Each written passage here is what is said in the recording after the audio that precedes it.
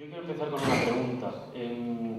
¿Nos puede decir algo Eric Rohmer, y concretamente una película como La inglesa y el duque, tan aparentemente formal, tan en el aspecto formal como en el aspecto narrativo vetusto, ya avanzo que es algo aparente, sobre el presente y el futuro del cine europeo? Para mí, nos encontramos en una situación de minorización del cine europeo, de colonización en el aspecto industrial y también en el estético y narrativo, y en el cual hay una cierta tendencia, por decirlo con una palabra más o menos gruesa, pero que es bastante sencillo de entender, de alienación en cuanto a la adopción, la mímesis de discursos, la adopción, sí, de discursos, del discurso del modelo hegemónico, por decirlo rápidamente.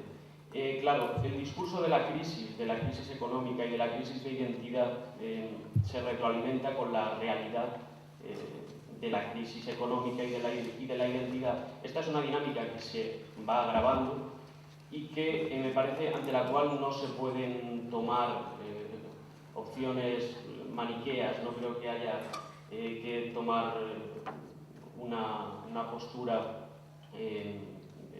antiyanquismo militante, porque me parece que es bastante más compleja. Pongo el caso de Dogma. Dogma, a mi entender, surge y se dirige, acaba llegando a, desde luego está impregnada del mismo espíritu del que participa el cine americano mainstream. Creo que con esto, en cierto modo, estoy prolongando alguna idea de la conferencia macro. Bien, el valor de La inglesa y el duque para mí es doble. Por un lado, porque supone el enroque de un cineasta muy mayor. Eric Rohmer creo que anda por los 85 años aproximadamente, y la película es del año 2001. El enroque en posiciones tradicionales en cuanto a puesta en escena, en cuanto a lo que debe ser la representación cinematográfica, y también a un clúster, su discurso tiene muchas ramificaciones éticas, políticas, históricas, incluso perceptivas, sobre la representación, etc.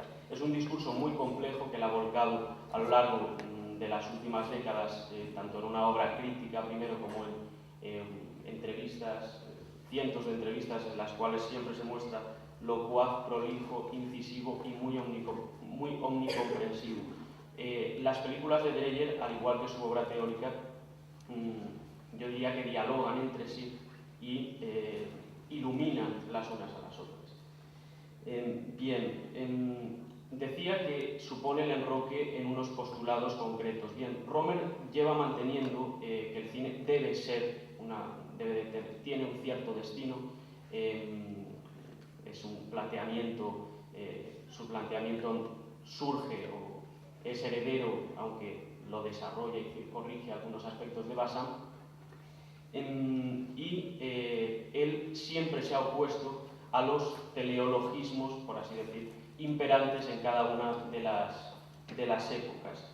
En este enroque que La inglesa y el duque supone, lo que hace es prolongar o volver a dos obras de los años 70, dos obras que en cierto modo, hasta que lo retomó en La inglesa y el duque, venían a ser una especie de islas dentro de su filmografía: La marquesa de O y Perceval el Galo.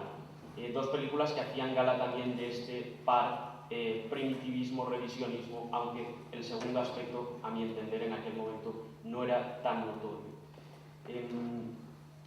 Cuando hablo de primitivismo barra revisionismo, aparte de hacer una expresión bastante indigesta, me estoy refiriendo o estoy intentando invocar algo aparentemente diáfano cuando uno ve la película, y es que hay un sentido muy claro que se desprende de la vetustez formal de la que antes hablaba, y es que hay una correspondencia aparentemente total con el conservadurismo de la película, con la diatriba contrarrevolucionaria que vehicula. Como se sabe, la película está ubicada en la Revolución Francesa, supone la transposición fílmica de las memorias de una aristócrata británica que fue amante del rey Jorge IV de Inglaterra, también lo fue del duque de Orleans, y que padeció la revolución en carne propia. En fin, en esta ocasión la película yo creo que tiene un planteamiento, un funcionamiento claramente dialéctico, un funcionamiento dialéctico en el aspecto formal, en el nivel formal y también en el orden narrativo.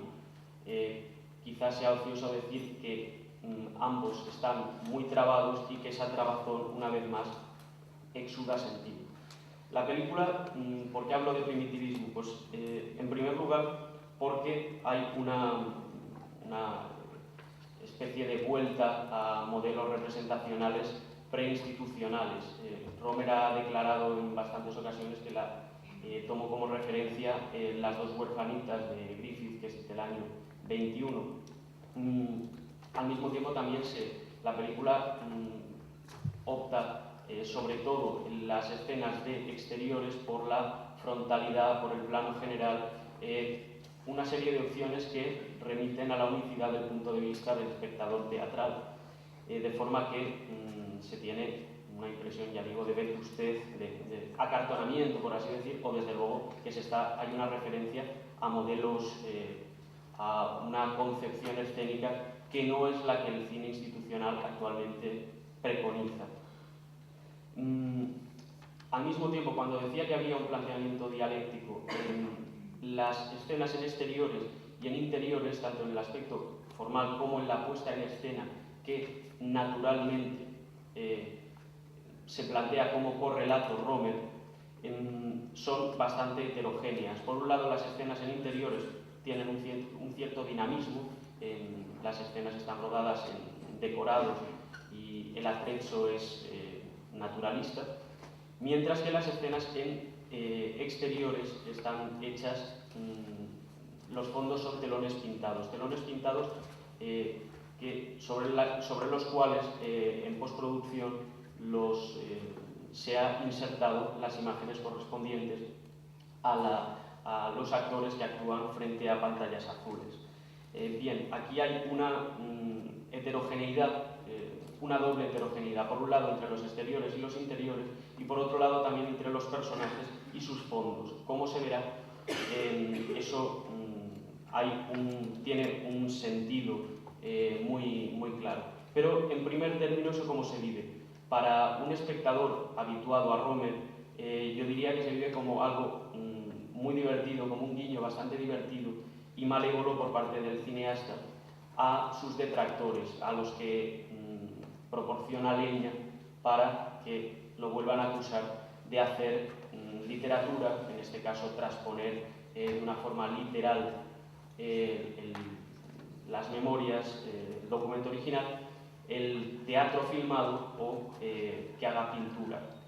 En fin, se caracteriza así, digo en la comunicación, una operación que remite a una concepción cinematográfica estigmatizada por antidemocrática, anticuada e impura. Es esa impureza la que, por ejemplo, en los años 70, en una película de Arthur Penn, La noche se mueve, se decía, hacía decir el personaje que interpretaba Gene Hackman que el cine de Romer era como ver crecer una planta. En el original era aún más curioso porque decía es ver cómo se seca ver una película de Romer es como ver cómo se seca la pintura. En fin, parece como si hubiese cogido la frase original y hubiese querido subvertirla, porque realmente lo que hace aquí, como plantea el subtítulo de la comunicación, es animar una estampa histórica. Bien, esto empieza ya desde el principio, desde el prólogo. El prólogo está compuesto por una serie de imágenes, una serie de estampas que se avienen con las convenciones del paisajismo urbano de la época prerrevolucionaria. Ya decía que las imágenes son actuales, pero manifiestan un estilo pictórico que recuerda o que remite al de los acuarelistas coetáneos. En fin, hay una coherencia sobre la que volveré entre el respeto a esos usos pictóricos de la época, que hoy se viven como especialmente artificiosos, y la opción, las opciones discursivas. Después se pasa a una serie de planos correspondientes a retratos de los protagonistas, y en especial se centra en el retrato de la protagonista. Voy a leer la parte correspondiente, aunque saltándome determinadas partes, porque creo que lo expresaré con más propiedad. La pintura, el retrato de la protagonista al que se acerca la cámara, representa y se designa a sí misma como un primer filtro en el que existe un ejercicio de visualización de su personalidad, se crea así la empatía. Y la textura remite a la distancia insalvable que separa de la realidad propiamente dicha. Son los códigos de la época los que están inscritos en los significantes que sirven de base. En fin, esto quiere decir que se trata de un retrato cortesano, propiamente dicho.